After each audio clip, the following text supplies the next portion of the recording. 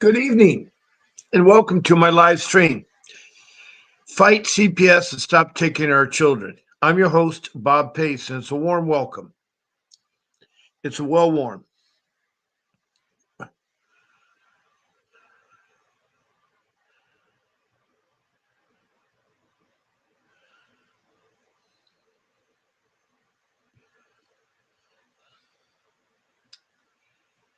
And it is now November 3rd at 7:11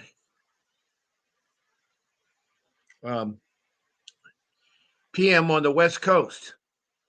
And I'm on daily at 7 o'clock every night, 7 days a week. And in the morning, I'm on at 10 o'clock weekdays, 10 a.m., and on the weekend, 8 a.m. And that's 14 live streams I do a week. And I've been doing that continuously for 25 months. This has been over 2 years and 1 month. I started in October 2023. I'm starting the 25th month now. Now, I'm here to help you with your CPS case. Below the screen, there's a disclaimer. I am not a lawyer. I'm not an attorney, so I can't give legal advice, but I can do educational advice because I too was a victim of CPS. I've been fighting for 15 years. I've talked to over 2,900 people from around the world. What I mean from around the world, it's in various countries, including the United States.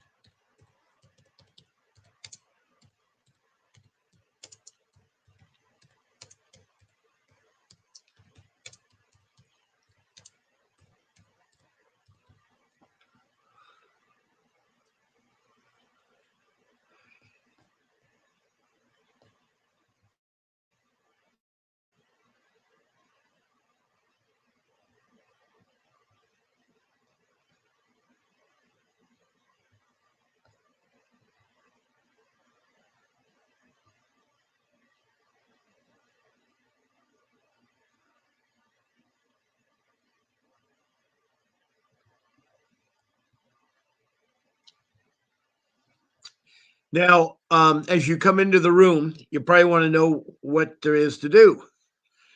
Oh, well, basically, you're hearing me talk about CPS and helping out others with their CPS case.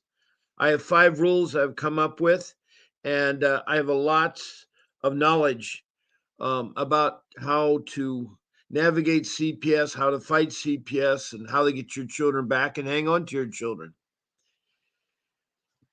It's hard. You're dealing with a government agency that's corrupt. About 50% of the time, you're going to encounter someone that is incorrupt.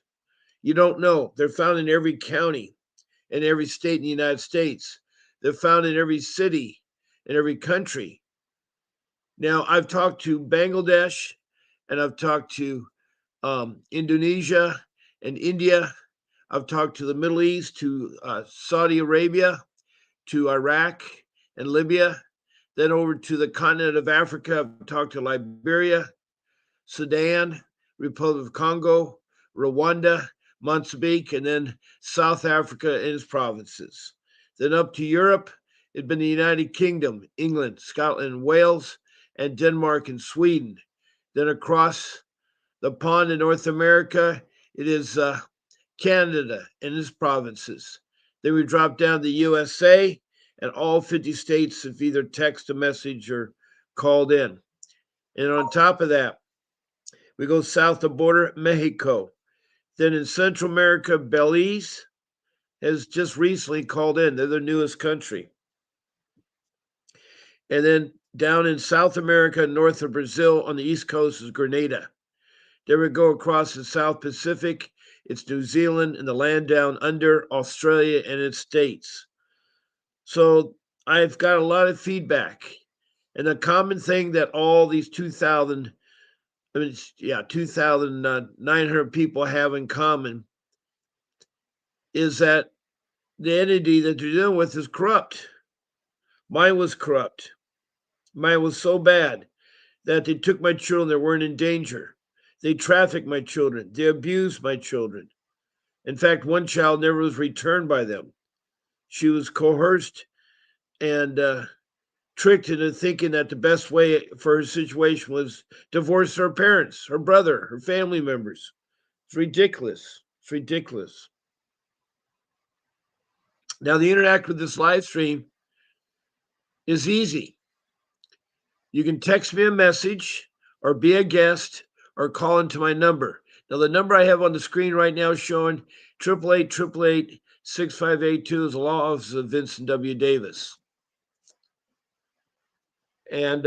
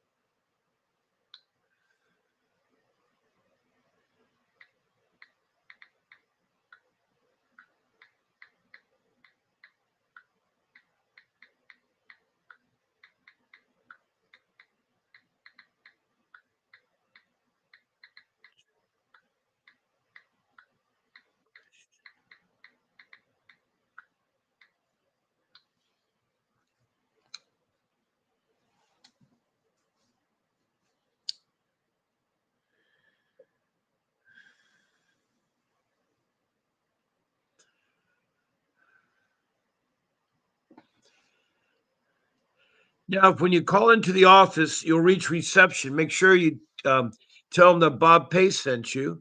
And then when you talk to them, you can ask them about you want to speak to Mr. Davis. Now, I had a banner up here, but I've lost it. But there are several options for talking to Mr. Davis. You can have a private text message for $10, and you can have a private phone call for 15, and you can be on his live stream for 25. All you do is use the applications, either Cash App, Apple Pay, or Zella. And you go to his number 310-308, and I'm missing the last four digits because my banner's gone. I don't understand where it went. Hold on, let me see if I can find it here. Oh boy.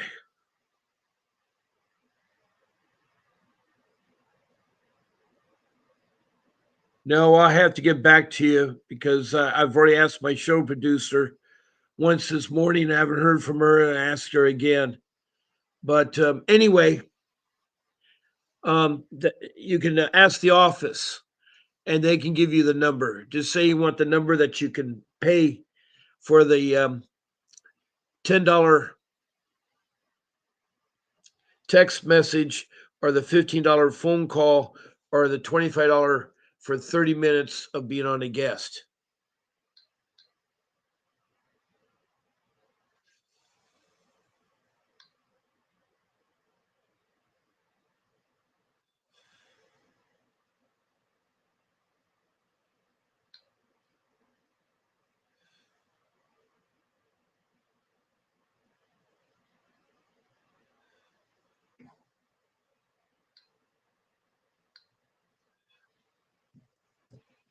Now, let me put up a banner about how to text a message. It's really simple.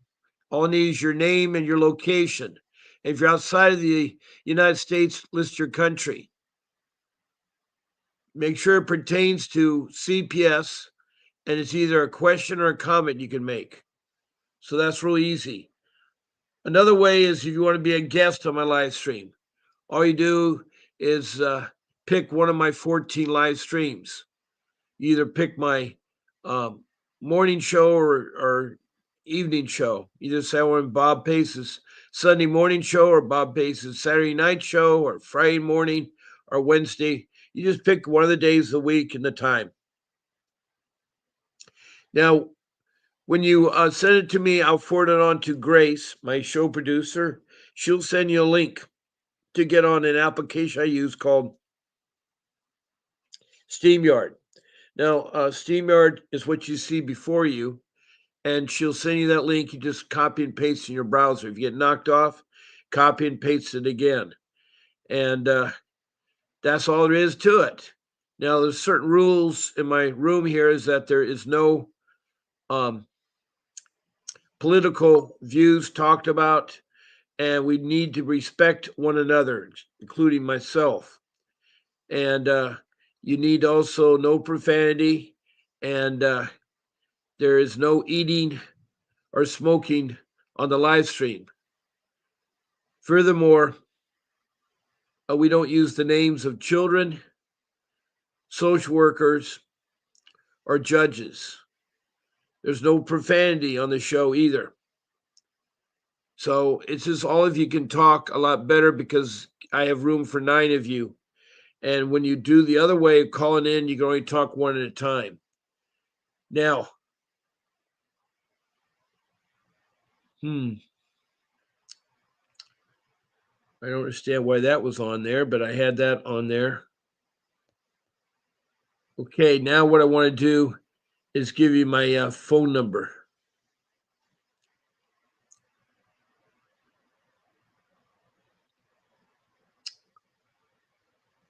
There's my phone number. You can call in right now at 626 698 0990. I love to hear from you. I love to hear from you.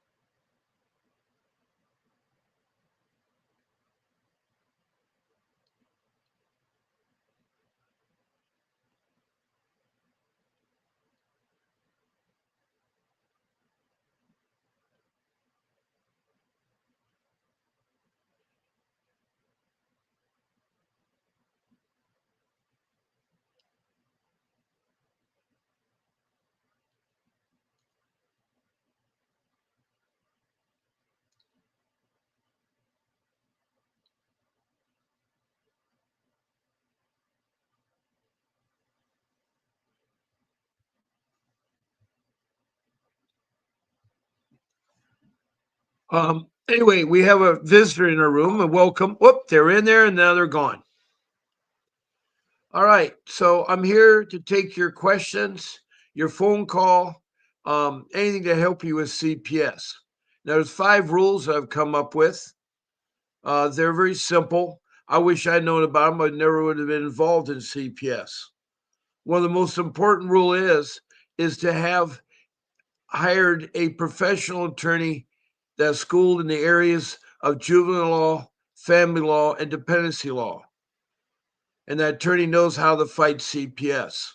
It's so important to have that person because you're fighting CPS just like it's open heart surgery.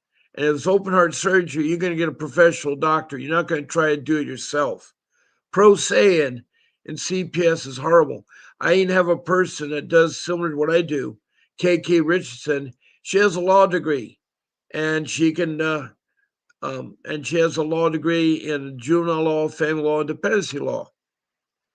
But she still hires an attorney because even with attorneys fighting for themselves in court, it doesn't necessarily work. You need somebody that's unemotional, that's not attached to the case. That's why you need an attorney. And you're probably going to argue and say, oh, well, I got a court appointed attorney. They are a waste of time. CPS, and they're paid by CPS. They're not going to work that hard. They have a caseload of 30 to 100 clients. There's no way they'll have time for your case.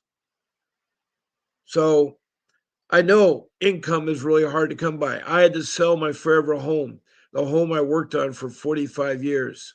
I'm so angry at the child protection system. It's so corrupt.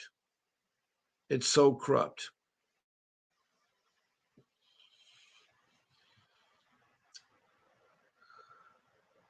Anyway, my number's up and I'm waiting for you guys to call me. I'm waiting for you guys to call me.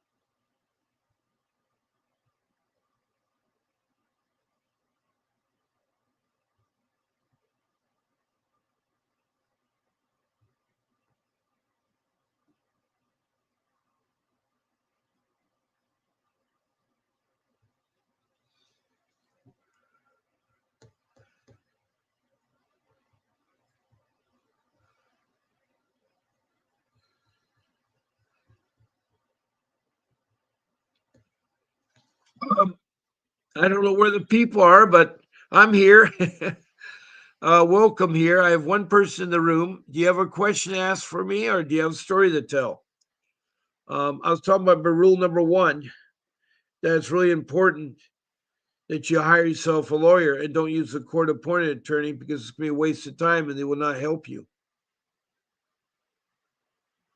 Now, rule number two is the documents. You want to make sure you have a big notebook, three ring, and you can put all your documents in there. You want table of contents to separate your documents so you can find certain documents fast. One of the most important documents you need to create from scratch. Take some notebook paper, and you're going to make what's called a time log of incidents that happened during your case. Start with the oldest one first. All you need is 3 lines per each incident. And on the first line, you put the date and time of the incident. Then you put down whether it was a phone call, you put the phone number in, or if it's in person, you put the address in where it was. And then you want to put the people you talked to on that all first line. On the second line is a summary that you put there what the incident was about. It's a 1 sentence summary. And so you put that there on the second line. The third line is the outcome of the incident. And if it isn't finished, leave it blank, come back later and fill it up when it does get finished. You'll like that information 6 months from now, a year from now, because you'll remember what's going on. It's called the incident log. Another document that you want to start is called a journal. It's where you write every day about what took place. And this can be directed towards your children that are, in custody and not know what's going on, but after they get out, they can read the journal. The journal is useful for you to keep track of things. Just every night, write in the journal for 15 minutes what transpired and how you're feeling. Tell your children that, tell them you miss them or what the whole situation is. But it's important to do that. Now, the room keeps dropping in and out of people. All you have to do is ask, and I can help you. I need some communication from you guys. So, with that being said, we can talk now about my rule number 3.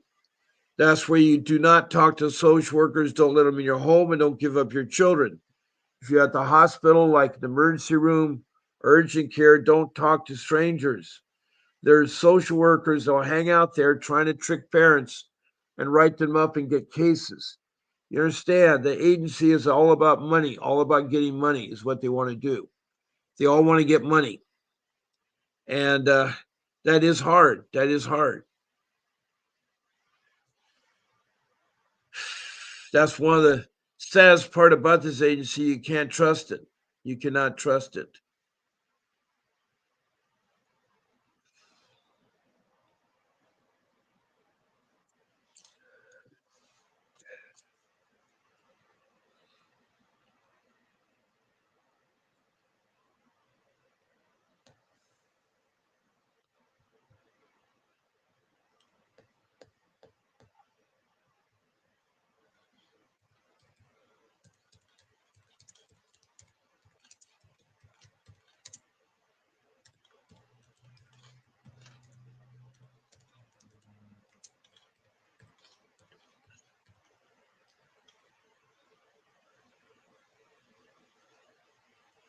Mm.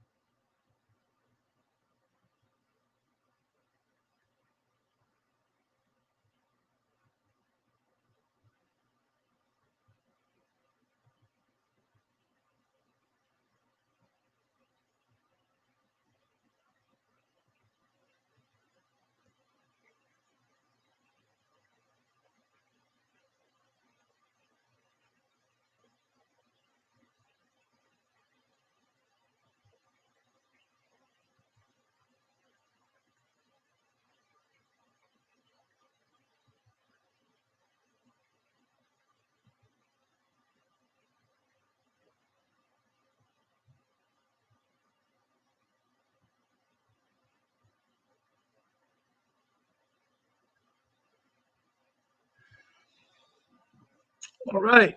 We got some people in the room, but we don't have anybody writing any comments. I'd like to hear from you all. Please ask me a question, or if you have a story to tell, it'd be great. Um,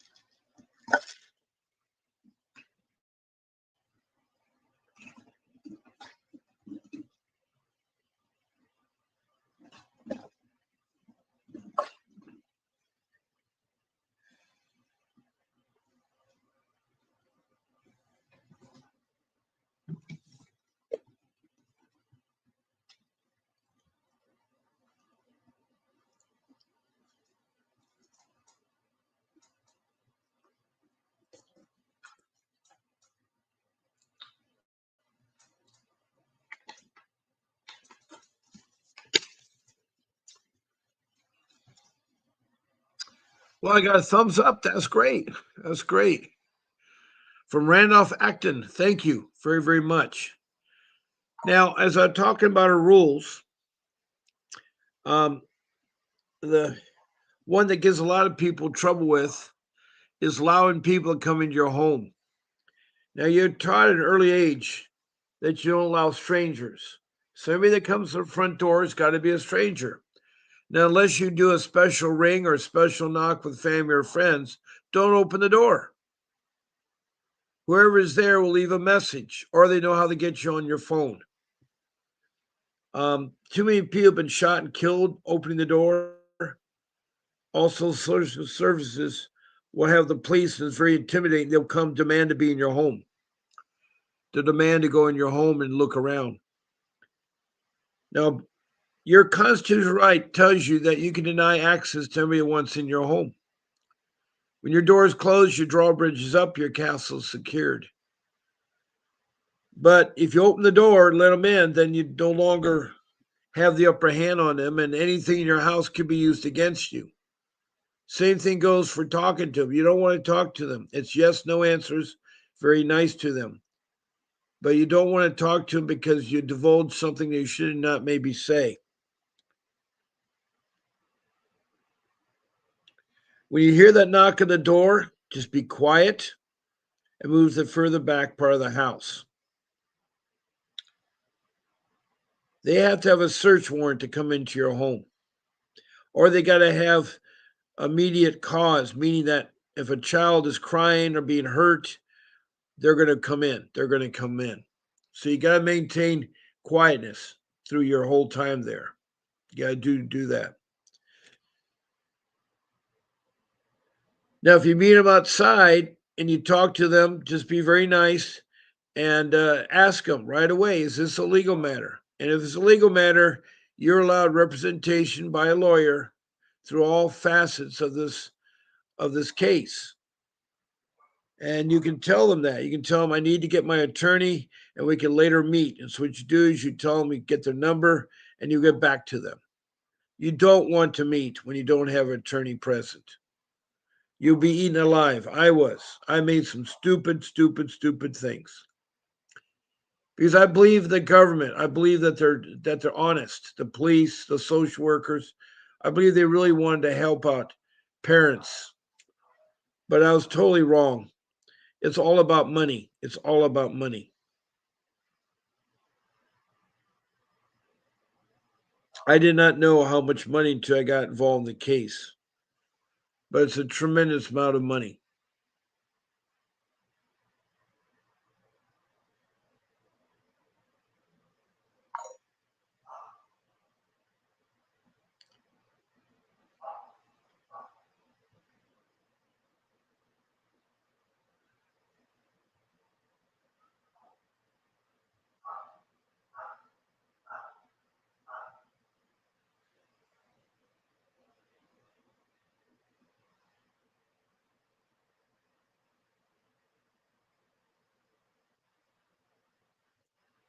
Now I don't know where my regulars are, but I usually have regulars in here.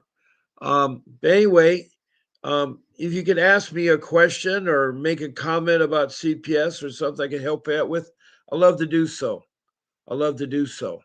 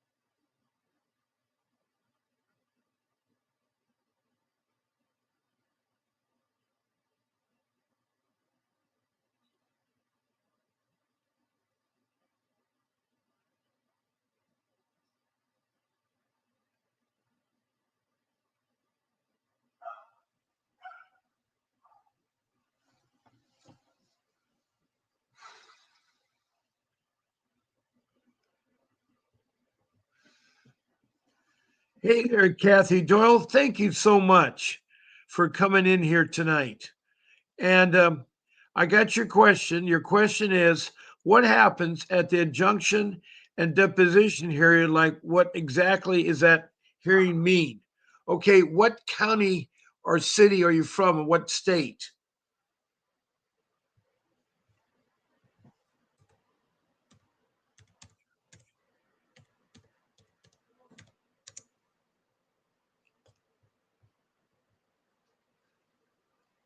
Adjudication and deposition.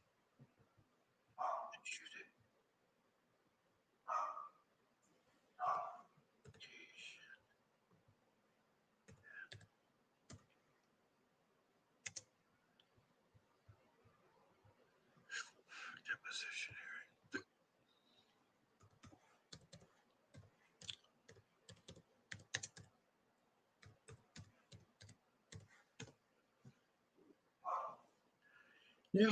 Now, we have Kathy who's asked me a question about adjudication and deposition hearing. What does that really mean?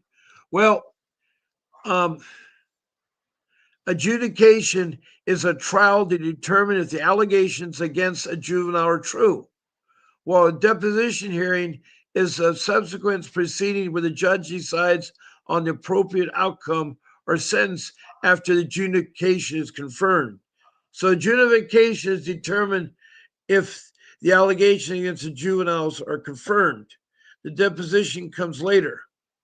Adjudication here is similar to a criminal trial where the prosecution must prove its case beyond a reasonable doubt. If the judge finds the allegations true at the adjudication, the case moves to the deposition hearing to determine measures like probation, counseling, or placement in a juvenile facility. So, does that help you out, Kathy? Does that help you out, Kathy Doyle? And she's from Hamilton County in Cincinnati, Ohio.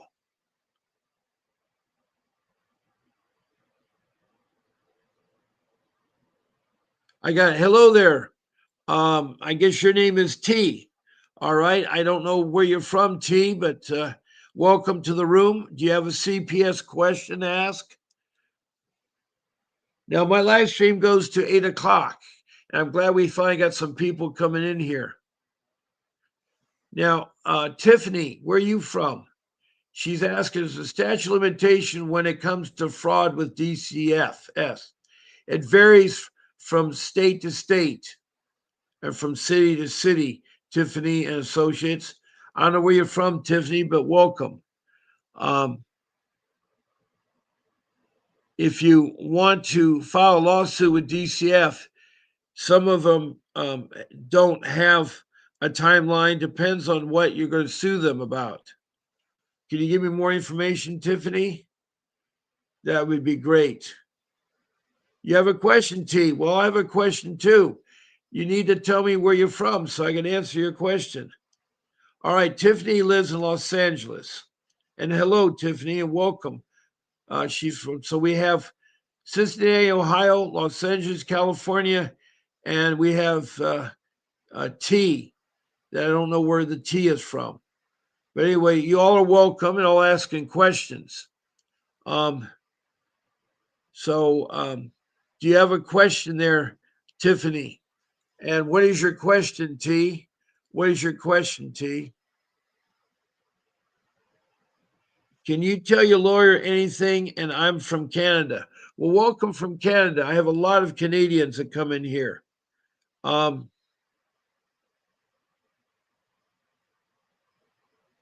I talk to my lawyer all the time, Vincent W. Davis. What is the question you have, or what is the comment you have, Mr. T from Canada? Kathy Doe says, like the lawyers had me testify and the CPS supervisor testified, but my lawyer didn't call any witnesses. Well, that's because you probably got a court appointed attorney. You don't have a real attorney. Well, you just told me, well, were you charged with neglect or abuse? And they have a bad habit taking children when they're not in danger. They want money. They're corrupt. 50% of the child protection systems are corrupt. CPS is corrupt worldwide. I have over 2,900 people. They'll agree with me. They're all the people that have been talking and texting in this live stream that I do. What is you want to tell about Mr. T from Canada? What do you want to tell about T from Canada? And Tiffany, do you have a question? Tiffany from Los Angeles, California. And so hopefully Kathy understands what adjudication and deposition is. Kathy further says, like the lawyers had me testify and the CPS supervisor testified, but my lawyer didn't call any witness on my behalf or questions. I've never been charged when they took custody. The problem is you probably have a court appointed attorney. They're not going to handle your case correctly. You need to hire a real attorney. And you need to get that court appointed attorney to do his job. Okay, Tiffany from LA has many questions. I'll give you a minute to ask my questions. In about 5 minutes, I will be closing down, but doesn't mean you can't talk to me another time. Now, Kathy from Cincinnati, Ohio says they didn't charge you with anything criminally. They did emergency remove my kids from my mom's. Well, you had to be charged with abuse or neglect. They just can't go around rounding up children without making a charge against you. So you've either been charged with neglect or abuse, and they thought the child was in danger, so they took it from your mom. Now that's wrong because their MO is to take children right away. That's why you need to get an attorney. You need to get a real attorney. Getting a court-appointed attorney is a waste of time. They work for CPS, and they're only trained in criminal law. They're not trained in juvenile law, family law, or dependency law. So you got to be really careful using a court-appointed attorney.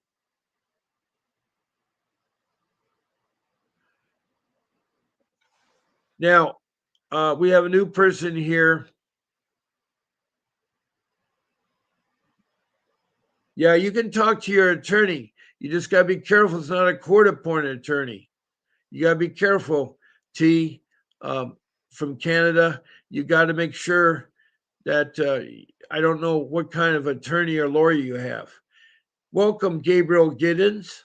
A social worker writes false information in the status review report for the 12-month hearing, including lies about your kids, age, the last name, and other statements are untrue. Am I able to correct the information, turn it into self-defending court? Okay, we have Gabriel from Ventura County, California, and yes, you may. Do you have a real attorney or a court-appointed attorney? Now, Tiffany has a question. If a parent was abusive to their child, why did they not go to jail for alleged abuse or neglect? Well, I don't know if the policeman observed the child being hit or struck or verbally abused or what it case. If there isn't that, they can't be jailed. They can take away the child, do a restraining order against the parent, but it's pretty hard to do that. Now, Gabriel says, okay, all right, Miss T, I have a criminal lawyer. Okay, if you have a criminal lawyer in Canada, you deal with criminal. Child protection system is not criminal. It's juvenile law, family law, and dependency law. It's not criminal law. So criminal law is the wrong kind of attorney to get to fight CPS. Okay, you have a court-appointed attorney. That's why they're not going to say anything or do anything for you because they don't work. They work for the CPS entity. So your hands are tied in Ventura County. It's very corrupt, Ventura County. I know Ventura County. So using a court-appointed attorney, that's the only ones you can get. You got to make them work for you. You got to tell that court-appointed attorney that you're not guilty, that you want family reunification. Number 3, you want to follow what the judge asks you to do. You'll follow the judge. And 4, you want as much visitation as you can with your child, whether it's Zoom or private. Those are very important that your court-appointed attorney knows and can relay that to the judge. The judge knows that you want to follow his orders. then they'll work with you and stuff. They'll work with you. Well, you can ask the documentation be entered into court, but the attorney's got to present it to court unless you're pro se. If the attorney's no good, you can pro se it and then you can turn the documents yourself. But make a copy, turn it in to the judge and to the other attorneys. Make enough copies to give all around. But you can ask your court appointed attorney to do so.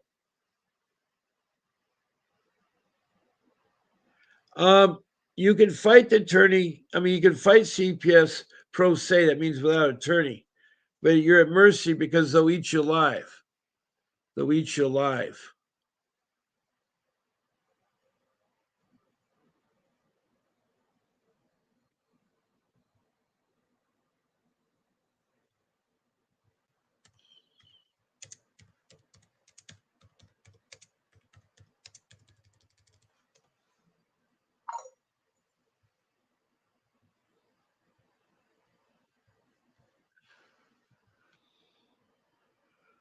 Now,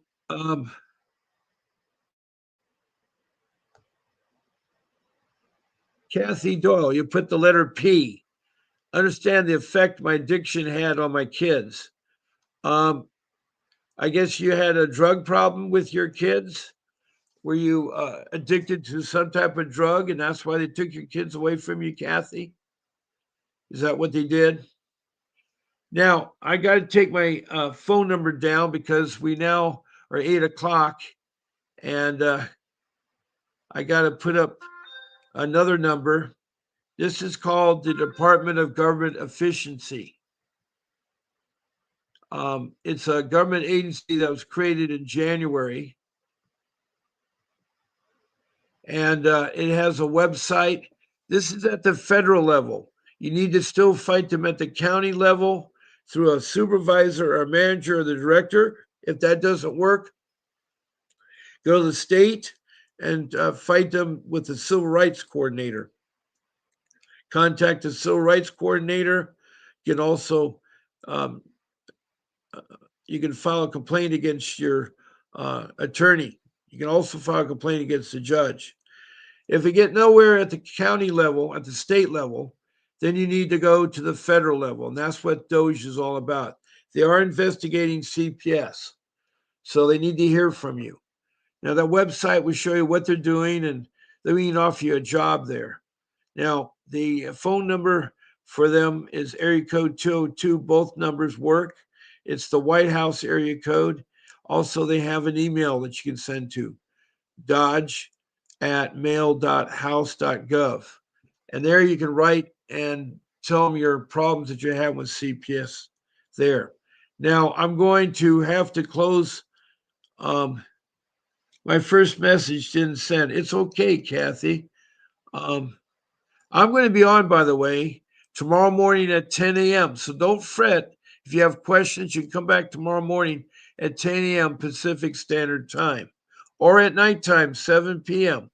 I'll be on twice a day, 7 days a week. That's 14 times a week. I'm here, and I've been doing this now for 25 months. So I'm not going anywhere. I'm here to help you all, help you try to get your children back because I do care about you. So thank you, Kathy Doyle, for Ventura County. She's not Ventura County. Kathy Doyle is from, oh boy. Sometimes I can't remember everybody here. Cincinnati, Ohio. That's right. Kathy Doyle's from Cincinnati, Ohio. And then we have Tiffany from Los Angeles, California, and Gabriel from Ventura County. I want to thank you. And Mr. And T from, where were you from, T? I don't think you told me. Oh, you're from Canada. T is from Canada. And so I think I've covered everybody in this room that has called in. I want to thank you all because you make this live stream good by doing the questions you're asking and what you need to do. Now, there'll be a brief video when I sign off. Please watch it. Well, it's 11:04. It's 8:04 here. So you're 3 hours ahead of me in Ohio. So you're 3 hour difference. So tomorrow morning, add 3 hours to 10 a.m. So it's 1 p.m. I'll be on tomorrow morning. And again, tomorrow night is 10 p.m. All right, Kathy, and I would love to talk to you some more. So there's 3 hour difference between Cincinnati, Ohio, and California. All right, the West Coast. And so I'm going to encourage you, don't give up. Come here. Don't give up on your child. Keep fighting for them. So have a good night, and please watch the video after I sign off. Good night. I'll see you in the morning at 10 a.m. Pacific Standard. A vivid picture is encrypted in your mind as the critics get in line like they're witnessing a crime. But then you notice there's a shiver in your spine from the feelings of discontentment and bitterness combined. Heartbroken when you listen to the judges, another kid's innocence corrupted. And if you go against it, it's destructive. Consider this predicament the toughest, but we believe in a system fit for justice. Child Protective Services only pretends to save it. The one solution for this is worthy of instant praises. 30 years of experience with relentless cases. Allow me to introduce them. This is Vincent Davis, defending you when they don't think a mother fits the role. Is it juvenile dependency or government control? Observe the pain in their eyes. It's time for us to realize we are the last ones left. Put your faith in